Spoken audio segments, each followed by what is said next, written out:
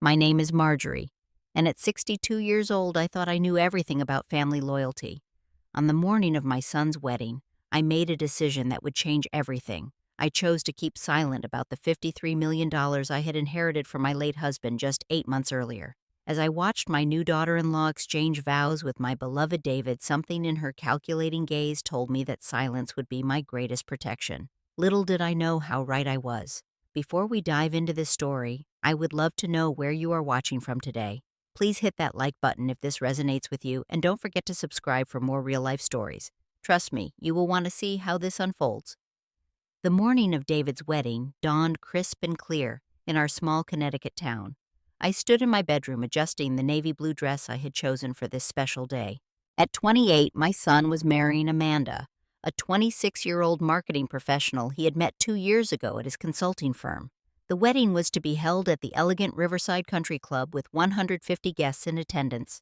As I applied my makeup, memories of my late husband Robert flooded back.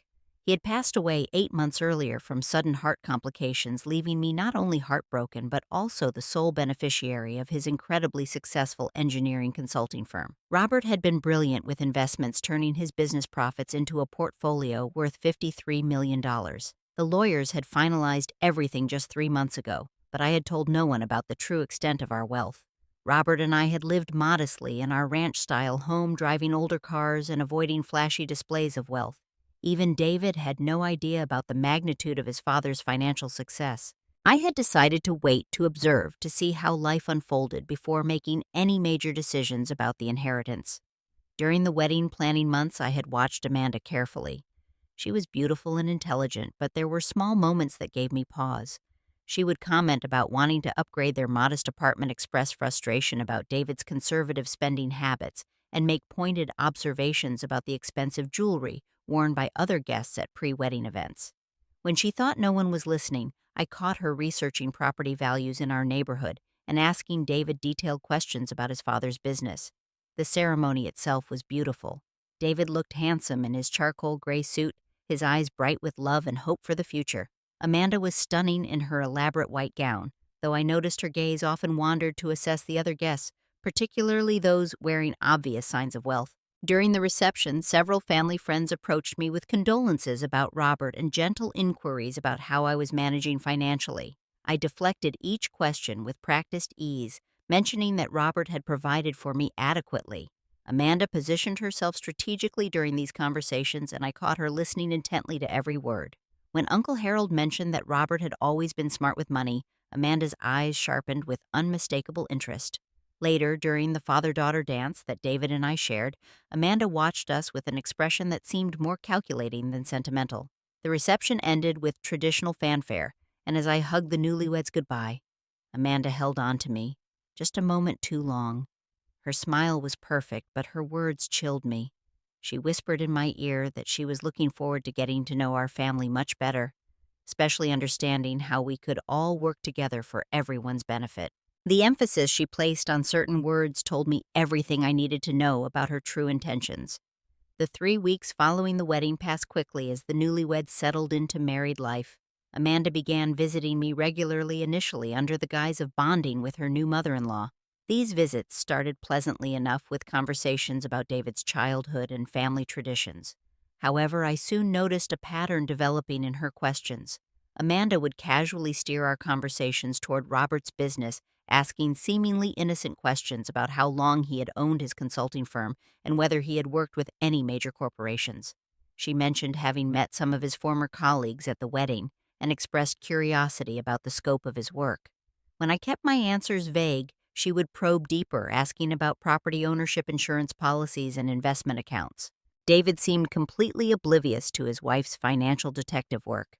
He was deeply in love and trusted Amanda implicitly. When I tried to share my concerns during our weekly lunch together, he dismissed them as natural mother-in-law anxiety. He assured me that Amanda was simply trying to understand our family better and that her business background made her naturally curious about financial matters. My sister Helen, who lived 2 states away, became my sounding board during our nightly phone calls. She validated my growing unease, reminding me that predatory people often targeted recently widowed women. Helen had worked in banking for 30 years and had seen too many cases of financial exploitation to dismiss my concerns as paranoia. Amanda's visits increased in frequency and intensity.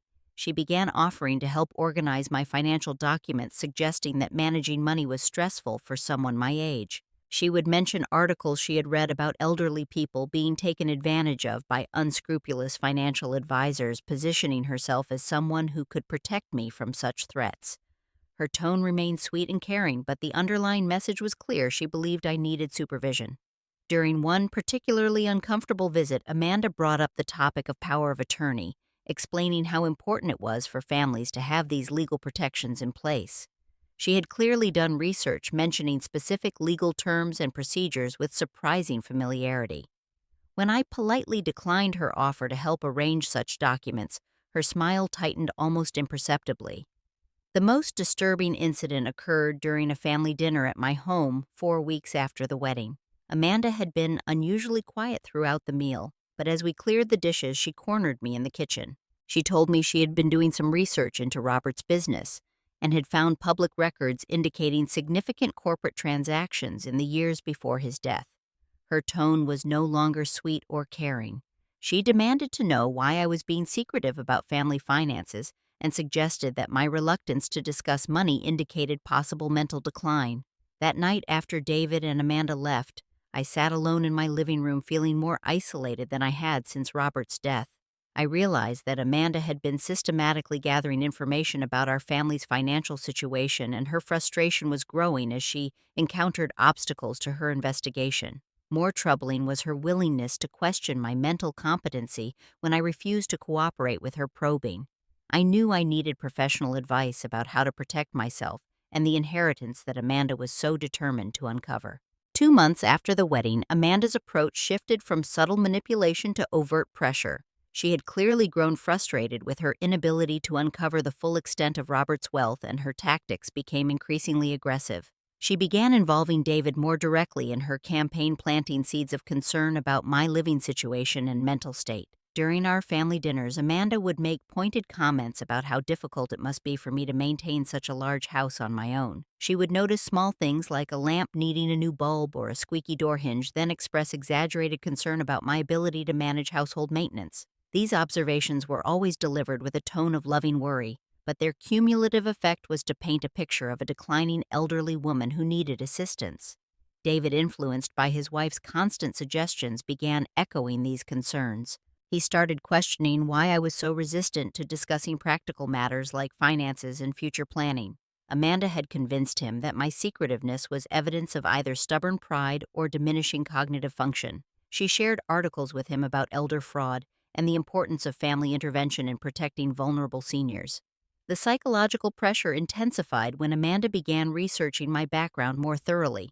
She discovered public records showing the sale of Robert's consulting firm, but was clearly frustrated by her inability to determine the exact financial details.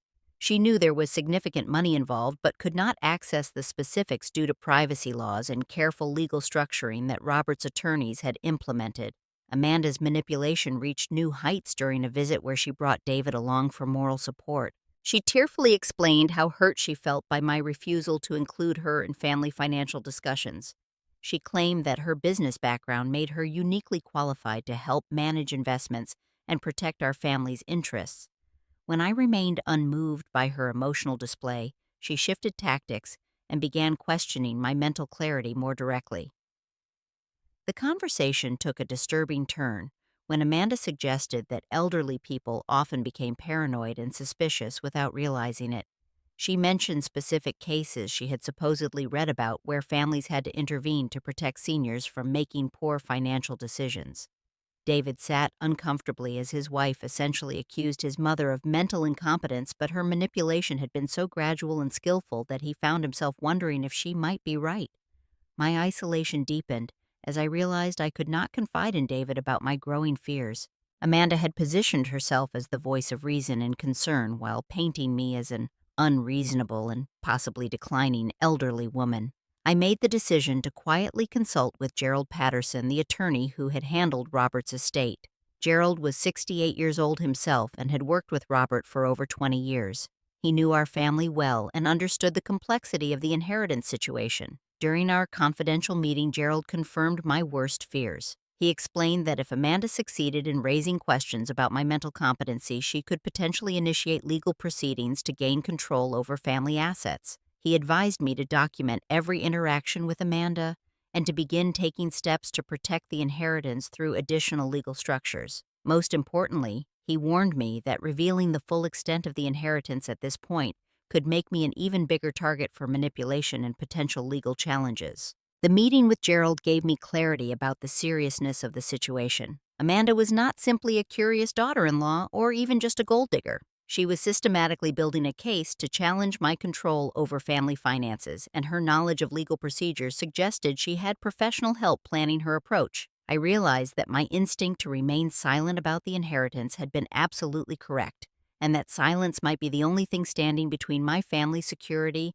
and Amanda's calculated assault on our wealth. 4 months after David's wedding, my careful strategy of patience and observation came to an abrupt end. It was a peaceful Tuesday morning in October when aggressive doorbell ringing shattered the quiet of my modest home. I looked through the front window and felt my blood run cold. Amanda stood on my doorstep with a stern-looking man in an expensive suit, both carrying leather briefcases and wearing expressions of grim determination. I opened the door to face Amanda's transformation. The sweet, caring daughter-in-law mask had been completely discarded, replaced by a cold, calculating woman who looked at me with undisguised hostility. The man beside her introduced himself as Marcus Wellington, an attorney specializing in elder law and family intervention. His firm handshake and direct eye contact were clearly designed to intimidate, and his presence confirmed my worst fears about Amanda's intentions. Amanda wasted no time with pleasantries.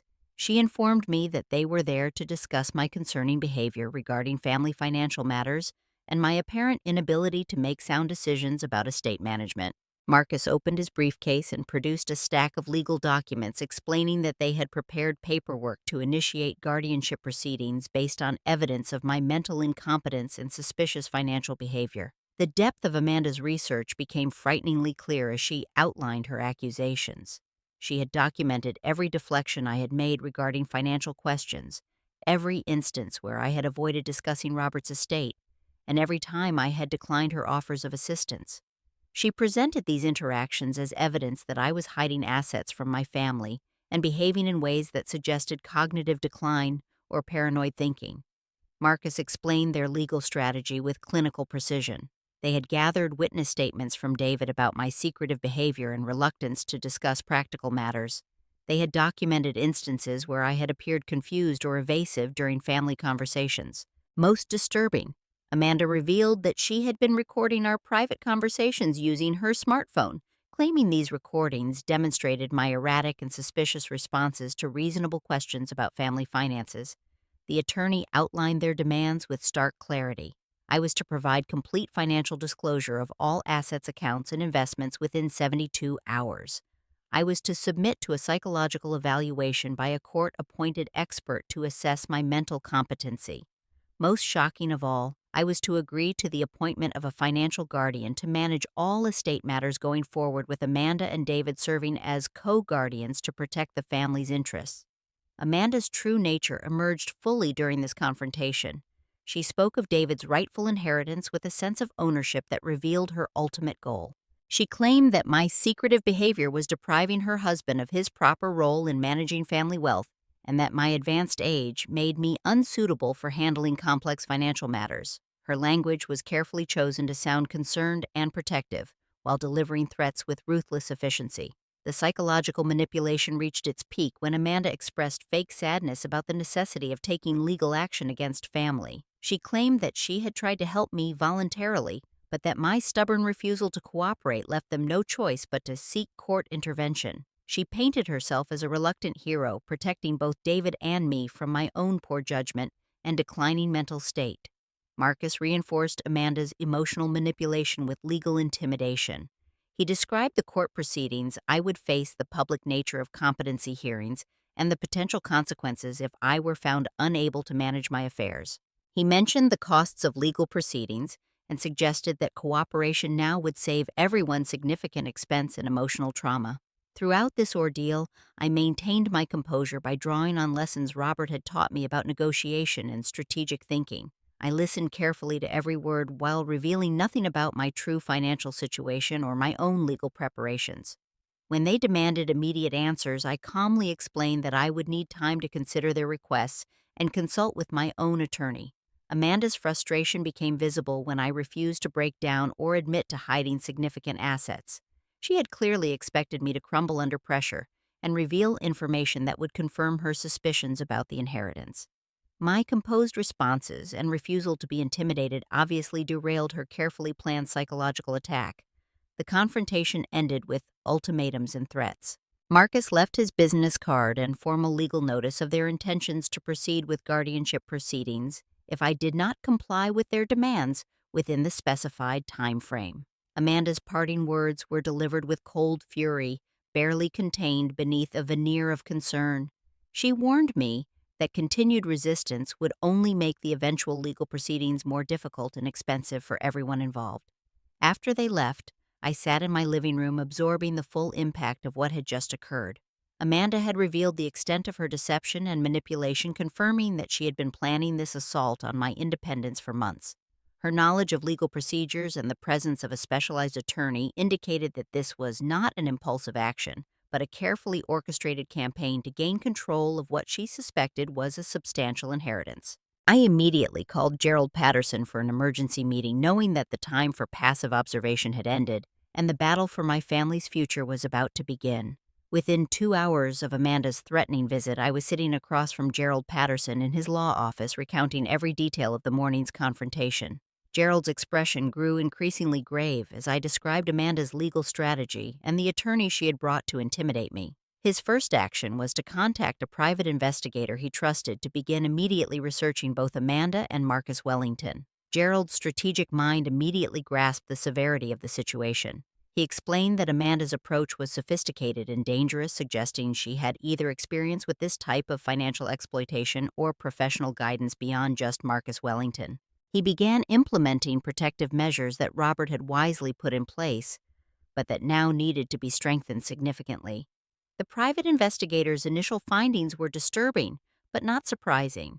Amanda had a history of targeting older, wealthy individuals through strategic relationships. Her previous marriage had ended in contentious divorce proceedings, where she had attempted to claim assets from her elderly former father-in-law. Marcus Wellington's law firm had a questionable reputation, specializing in aggressive tactics that often bordered on elder abuse, disguised as family protection. Most revealing was the discovery of Amanda's significant personal debt and recent financial struggles. Her expensive lifestyle was funded entirely by credit cards and loans, explaining her desperate motivation to access David's supposed inheritance. The investigation also uncovered communications between Amanda and Marcus that predated her confrontation with me by several weeks, proving that this was a premeditated attack rather than a concerned family intervention. Armed with this information, Gerald and I developed a multi-layered strategy to protect the inheritance while exposing Amanda's true nature to David. The first step was to strengthen the legal protections around the $53 million inheritance by creating additional irrevocable trusts that would be impossible for Amanda to challenge, even if she succeeded in gaining any form of guardianship over my affairs. The most delicate aspect of our strategy involved David. I needed to reveal Amanda's threatening visit and legal maneuvering without immediately disclosing the full extent of the inheritance. Gerald advised that shocking David with too much information at once might cause him to retreat into denial or make him more susceptible to Amanda's manipulation tactics. That evening, I called David and calmly informed him that Amanda had visited me with an attorney making demands about family financial matters and threatening legal action if I did not comply with their requirements. I carefully avoided mentioning the inheritance amount while focusing on the inappropriate and aggressive nature of Amanda's approach. David's initial reaction was exactly what I had expected. He defended Amanda, claiming there must have been some misunderstanding and that she was only trying to help protect our family's interests. However, when I mentioned that Amanda had brought a lawyer specializing in elder law to threaten legal proceedings, David's voice betrayed the first hint of doubt and confusion. The crack in David's blind trust widened when I asked him directly whether he had known about Amanda's plan to hire an attorney and demand access to my financial records. His stammered response revealed that Amanda had told him nothing about this aggressive escalation. I could hear him processing the implications of his wife's secretive legal maneuvering, and the realization that she had been planning actions behind his back. Over the following days, David began observing Amanda's behavior more critically. He started noticing the calculated way she asked questions about money and property, the intensity with which she researched our family's background, and the frustration she displayed when her inquiries were deflected. Most importantly, he began to see how she had been manipulating his emotions and perceptions about my mental state and financial management capabilities. The turning point came when David directly confronted Amanda about the lawyer visit. Amanda's response confirmed every concern I had raised about her character and intentions.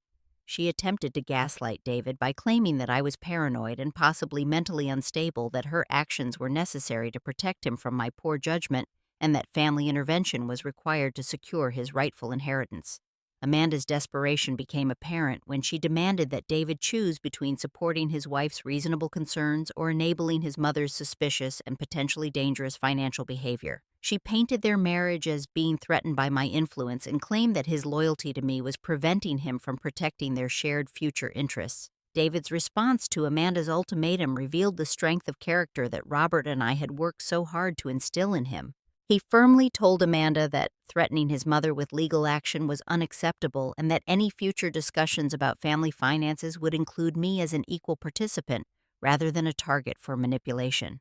The next phase of my strategy involved a carefully planned family meeting where I would reveal the truth about Robert's inheritance while demonstrating that I was fully mentally competent and legally protected.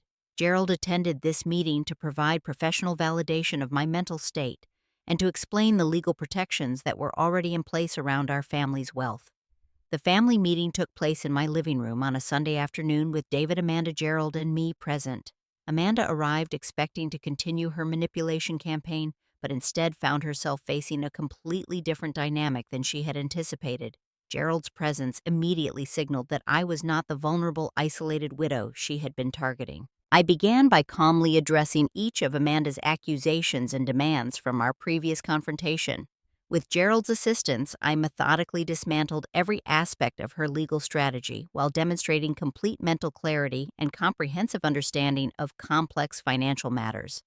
Amanda's shock was visible as she realized that her assessment of me as an easy target had been completely wrong. The moment of truth arrived when I revealed the full extent of Robert's inheritance, $53 million in carefully structured trusts and investment accounts, all legally protected from any external claims or challenges. David's stunned silence filled the room as he processed the magnitude of what his father had achieved and what I had been protecting through my months of careful secrecy. Amanda's mask finally slipped completely as her desperation became undeniable. She immediately began calculating how much money she believed David deserved immediate access to, arguing that keeping such wealth secret from one's own son was both cruel and potentially illegal. Her transformation from concerned daughter-in-law to aggressive fortune hunter was complete and undeniable. Gerald presented documentation showing that Amanda and Marcus Wellington were under investigation for elder abuse and attempted financial fraud. The private investigator had uncovered evidence of Amanda's pattern of targeting wealthy families and her history of using legal intimidation to access inheritance money that did not belong to her. David's devastation was heartbreaking to witness as he fully grasped the extent of his wife's deception. Amanda had married him specifically because she suspected his family had hidden wealth and every aspect of their relationship had been calculated to position her for financial gain.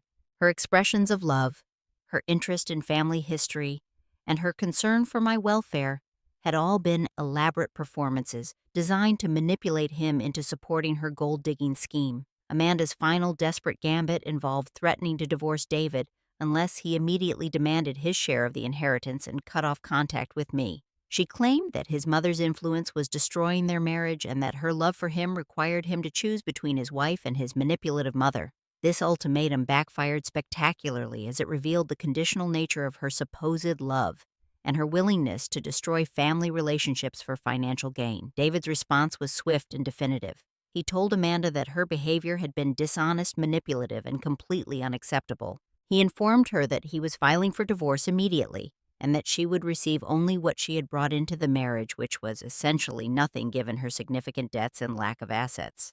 The legal consequences for Amanda and Marcus Wellington unfolded quickly. Gerald's documentation of their threats and intimidation tactics provided grounds for both civil and criminal charges. Amanda's recorded conversations, which she had intended to use against me, actually provided evidence of her fraudulent intentions and planned exploitation of an elderly person. Amanda's attempts to claim a portion of the inheritance during divorce proceedings failed completely due to the prenuptial agreement she had signed and the trust structures that protected all family assets from any marital claims.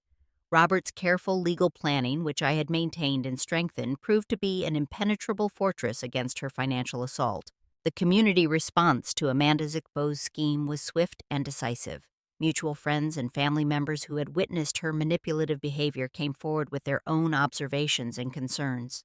Amanda's public humiliation was complete, as her calculated deception became widely known throughout our social circle. Within weeks, Amanda had returned to her home state, her marriage destroyed, and her reputation in ruins. Marcus Wellington faced disciplinary action from the State Bar Association for his unethical practices, and his firm's reputation suffered significant damage. The investigation into their activities led to additional victims coming forward, resulting in criminal charges for elder abuse and attempted fraud. 6 months after Amanda's exit from our lives, I find myself reflecting on the profound lessons this experience has taught me about trust, patience, and the power of quiet observation. The healing process has been gradual but deeply meaningful for both David and me, as we have rebuilt our relationship on a foundation of complete honesty and mutual respect. David has undergone his own journey of recovery and self-discovery following his realization about Amanda's manipulation. He has attended therapy sessions to understand how he was deceived so thoroughly, and to develop better judgment about people's character and motivations. Our weekly dinner tradition has become sacred time, where we discuss not just practical matters but also the deeper questions about relationships, trust, and family loyalty. The $53 million inheritance has taken on new meaning as a tool for positive impact rather than a target for exploitation. David and I have established a foundation focused on protecting elderly people from financial abuse and supporting families who have experienced similar manipulation. We provide resources for legal defense counseling services and education about recognizing predatory behavior before it destroys families. My decision to use part of the inheritance for elder protection advocacy has connected me with other widows and seniors who have faced similar threats.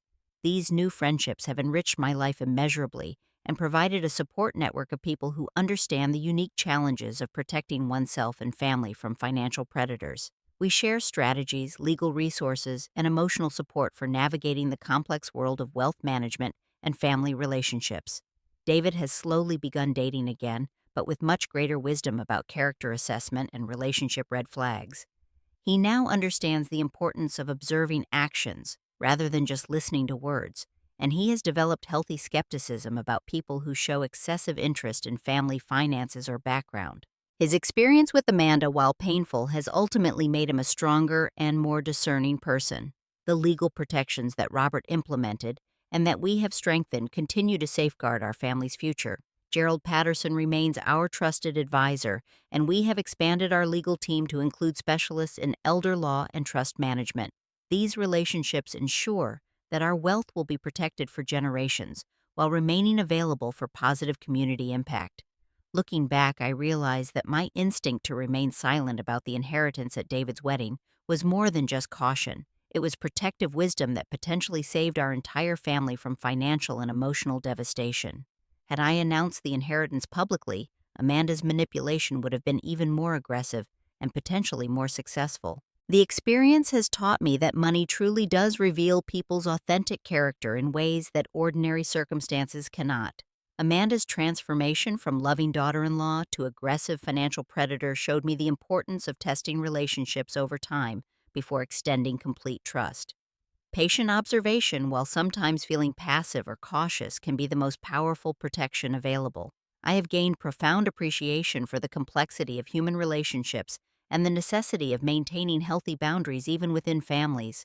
Love and trust must be balanced with practical wisdom and legal protection, especially when significant assets are involved. The combination of emotional intelligence and professional legal guidance proved to be our salvation. My relationship with David has emerged stronger than ever because we weathered this storm together and learned to communicate more openly about difficult topics. His respect for my judgment has deepened significantly since he witnessed how my patient approach ultimately protected our family's interests and exposed Amanda's true nature. The ripple effects of our experience continue to unfold in positive ways. The foundation we established has already helped dozens of families avoid or escape financial exploitation. Our story has been shared in elder law circles as an example of successful protection strategies and the importance of comprehensive legal planning for wealthy families. Most importantly, I have found peace with my decision making throughout this entire ordeal. Every choice I made, from keeping silent at the wedding to carefully documenting Amanda's threats to revealing the truth at the optimal moment, was guided by protective instincts that proved to be absolutely correct. The power of staying quiet when every instinct urged action taught me that sometimes the greatest strength lies in patient observation and strategic timing. My silence at David's wedding was not weakness or secrecy for its own sake. It was a mother's protective wisdom that ultimately saved her family's future and exposed a threat before it could succeed. As I move forward, I carry with me the knowledge that protecting those we love sometimes requires difficult choices and uncomfortable patience. The willingness to be misunderstood temporarily in service of long-term protection is a sacrifice that loving families sometimes must make. In our case, that temporary discomfort prevented permanent damage and preserved relationships that matter most. What would you have done in my situation? Have you ever had to make difficult choices to protect your family from people who seem trustworthy on the surface? I would love to hear your thoughts in the comments below. If this story resonated with you or taught you something valuable about family relationships and trust, please give it a like and share it with others who might benefit from these lessons. Don't forget to subscribe for more real-life stories about navigating complex family situations with wisdom and courage. Thank you for listening to my story. And remember that sometimes the greatest gift we can give our loved ones is the protection they don't even know they need. Stay wise, stay strong, and always trust your instincts when something feels wrong.